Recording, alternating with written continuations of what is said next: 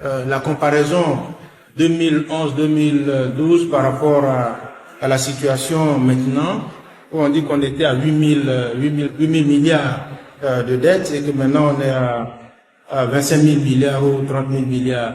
Mais en réalité, quand on donne des montants comme ça, des chiffres, ça ne veut pas dire grand-chose en réalité.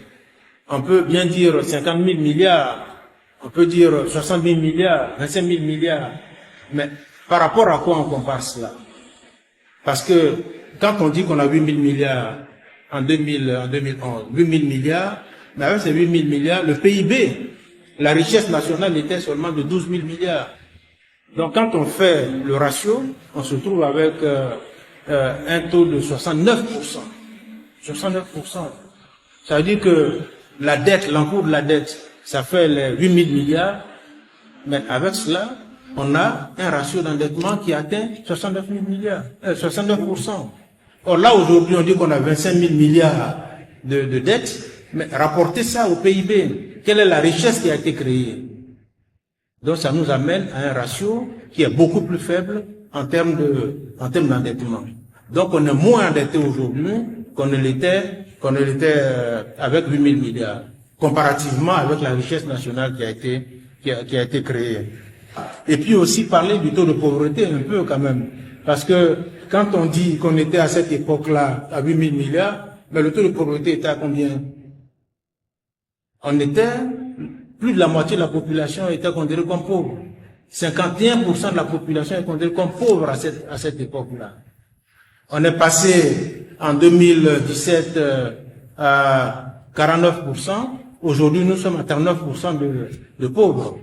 Ça veut dire simplement que tout ce qui a été fait a permis, en fait, d'améliorer les conditions de vie des populations. Concernant les investissements, l'orientation des investissements, j'ai quelques chiffres que je voudrais vous communiquer également avec leur impact. Alors, des investissements importants ont été réalisés. J'ai donné quelques secteurs porteurs en matière de croissance, tout ce qui a été fait dans les infrastructures, ce qui a été fait dans l'énergie, ce qui a été fait dans le domaine portuaire. Nous sommes en train de développer un port sec à Ferkissédougou. Ce port sec-là, il est en train d'être mis en œuvre, non pas pour développer des choses, c'est simplement pour faire en sorte que les pays de l'Inderland qui s'approvisionnent sur notre port ici ne puissent pas descendre sur Abidjan et puissent s'approvisionner à partir de Ferké, ce qui va permettre de préserver un peu notre réseau routier. Et ça, c'est des investissements extrêmement importants. Vous prenez l'éducation, disons 43 700 salles de classe qui ont été construites entre 2012 et 2023. Je dis bien 43 700 salles de classe. Aujourd'hui, on a près de 500 lycées et collèges. Alors qu'en 2011, on était à 242. On a doublé le nombre de lycées et de collèges. Le taux de scolarisation aujourd'hui est à 94%, comparé à 72% auparavant. Vous prenez le domaine de la santé. Aujourd'hui, vous allez dans les villages, vous verrez que 75% de la population se trouve à moins de 5 km d'un centre de santé.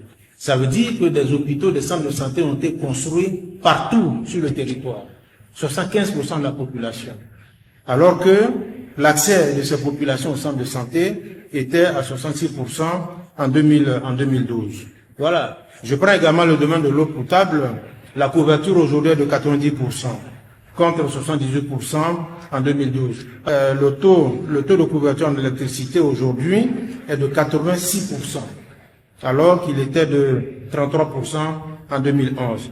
Voilà quelques éléments que je voulais donner.